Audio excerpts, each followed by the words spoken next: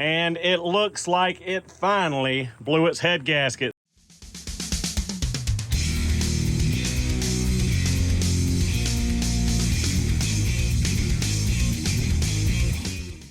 So guys, topic of the video today is my brother's 2011 Outback 2.5i Limited. Now this car has appeared in many videos in the past: spark plug replacement, cam cover gasket replacement, CVT stuff, valve body torque converter, timing belt water pump kit. Can't remember what else, but we've done quite a bit of work on this Outback. And I've been warning him for the better part of 2 years now that his head gaskets are getting ready to go. So the other night he was driving the car home from work, red temperature light came on. Really wish these cars had a temperature gauge, but they don't. And a ton of smoke billowing from under the hood. And as you can see, we got coolant residue all over the front bumper, radiator support, all over the engine, intake manifold, and under the hood. On the timing covers, it's all over. So what had happened was the top radiator hose completely blew off, dumped a bunch of coolant. He was able to get the hose back on, top up the coolant, and get it to the house. It was only a block or two away. Had it towed here this morning. We're going to go through and do the diagnostic procedure to verify the head gaskets are bad before we go ahead and pull this engine and do a full reseal, head gaskets and all that good stuff.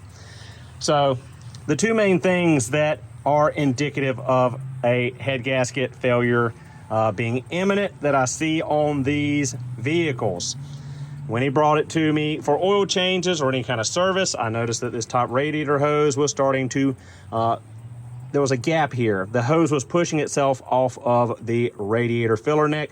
The spring clamp can only hold so much pressure. When combustion gases start getting in the cooling system, it pressurizes the system, overpressurizes the system, and you can blow a radiator apart, blow hoses off, all kinds of bad things.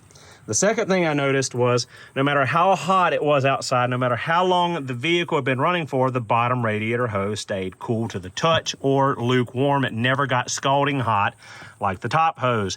Both hoses should be close to 200 degrees Fahrenheit when the vehicle's up to operational temperature, thermostat's open, and coolant is flowing. Now, when you find that the lower hose right beside the thermostat is cool or only warm and not as hot as the top hose, that is another indicator of head gasket issues, because when the combustion gases get into the cooling system, they tend to lodge themselves behind the thermostat here and create an air pocket. Well, that air doesn't get as hot as the coolant does, so the thermostat won't open. So the coolant starts circulating, convecting through the coolant crossover pipes to the top of the radiator, back around. A lot of times it can do this without overheating, and when that's happening, the radiator never gets up to the thermostat never gets up to temperature. It doesn't allow itself to open, and it doesn't allow the cooling system to circulate as it should. So that's one thing to look out for, is if your lower hose does not get scaldingly hot when the car is up to temperature after driving it, and if you see your top hose starting to back off, push off of the radiator filler neck, another telltale sign. So I've been seeing those two signs for, like I said, the better part of 2 years now. I've been warning them, hey, it's coming up. Get ready for this failure. We need to go ahead and get it before it leaves you stranded somewhere. Luckily, it happened very close to his house and he wasn't stranded. But again, it's an issue. This is a 2011. This is the second to last year of the EJ253. These did have revised head gaskets. As you see down here, hopefully you can see down here, the head gasket is not that graphite coated gasket of the past. They did change 2010, 11, and 12. EJ253s had a slightly different gasket, which was less prone to failure, as shown by the fact that this car has almost 210,000 miles on it before the head gasket failed, whereas the previous generations failed between 120 and 150,000 miles. You get a lot more life out of these gaskets, but they're still not perfect. We're still going to go ahead and upgrade these gaskets with the MLS turbo engine gaskets when we do the replacement. So went ahead and topped up the cooling system as it was quite a bit low. We're going to go ahead and put a cooling system pressure tester on it just to make sure there's no external leaks, make sure that our radiator didn't pop a seam or pop a pinhole. He thought the water pump was leaking, but I don't see how he would think that when the top hose blew off. So it's gonna be cooling everywhere. So we'll check that, although that water pump was replaced with the time belt kit July 2017 at 163,000 miles. We're at 210 or 208. So it should be fine on that water pump that was an ice and water pump. Once we've done that, confirm we've got no pinholes, external coolant leaks, go ahead and pull the spark plugs, do a cylinder leakage test, and look for bubbles here in the radiator neck. That is the end-all be-all way to confirm you have a blown head gasket from compression to the cooling system. Check for, oil or coolant to oil. You'd look at the dipstick. The dipstick engine oil is still nice and dark, no milkshake there, so we haven't blown between an oil galley and a coolant passage. And like I said, underneath last oil change, I did see a little bit of oil seepage, which is common. They do have some external gasket leaks, but pretty sure we've done pop between the compression and the cooling system. So first we'll take the appropriate adapter for our radiator cap, pop it onto our radiator, make sure it's snug. Take our cooling system pressure tester, thread it on to our adapter.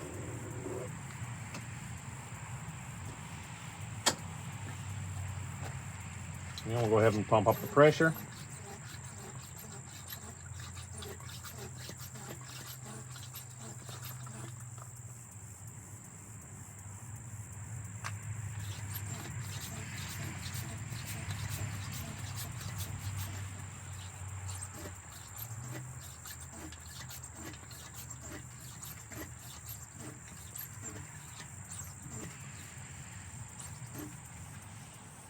And we'll make sure our cooling system holds the pressure.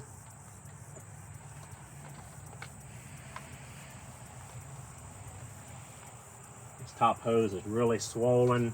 We're going to need to replace that when we do the head gasket. Watch the pressure, make sure that doesn't drop off.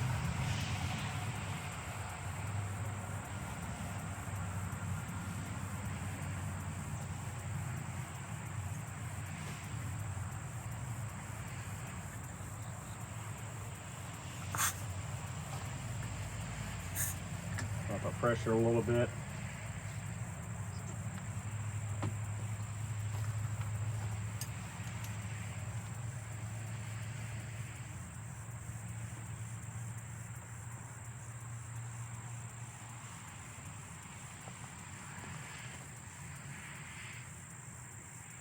Pretty sure we're good here. Pressure's holding, not seeing any coolant spray. So, as I thought, it is not an issue there.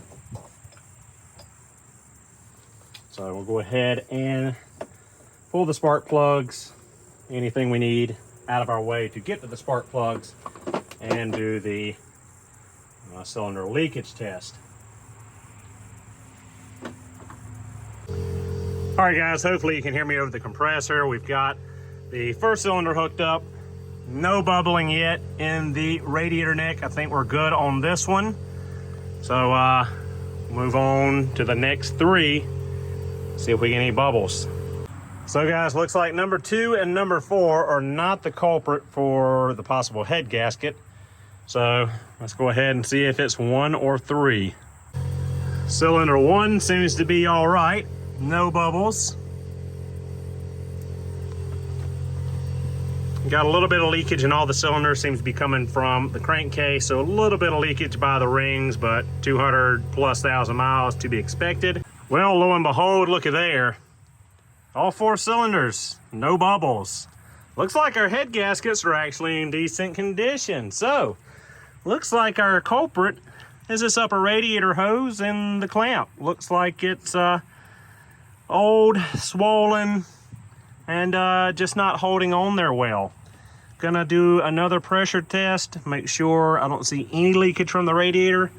But looks like we're gonna be ordering an upper hose and clamps, and we'll be done.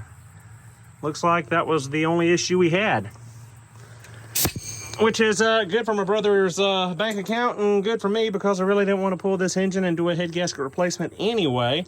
Although this is the last EJ Series engine for us to do a head gasket replacement video on. I think we've covered every other one thus far. So, a couple more test messing about, but looks like it's just a hose that just couldn't hold the regular system pressure.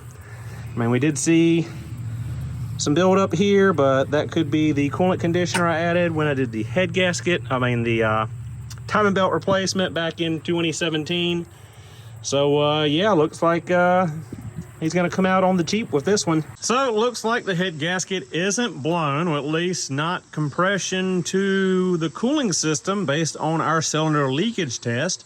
But I still have a bad feeling that there's something going on that I'm not catching. Have you ever just second guessed yourself? Again, at this point, all I can do is condemn the clamps and the upper hose. Gonna go ahead and order those from Subaru tomorrow, hopefully get them on tomorrow, and just drive it and see if we have overheating issues. It's just odd the way that this failed, plus the fact that that hose had been working itself off, and the fact that that lower hose had been cool for a while now. Possibly there was an air bubble left in last time the cooling system was bled. Possibly just this clamp is so weak from age and heat cycles that it wasn't fully holding the hose on under normal cooling system pressure. So that's all we can go on. Hose and clamp, and see how it goes from there.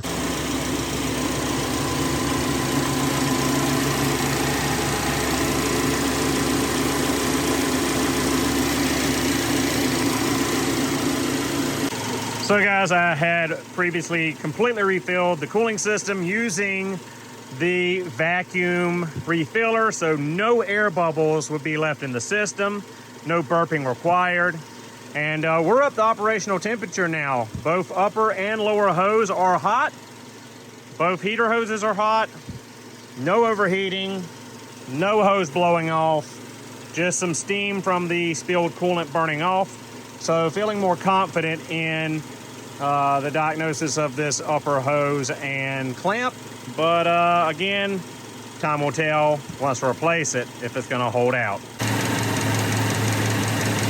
Well, looks like I was wrong. We are getting some bubbling pretty steadily in our coolant reservoir. So looks like we have a very slight head gasket leak. It was just so small it wasn't picking up on the cylinder leakage test.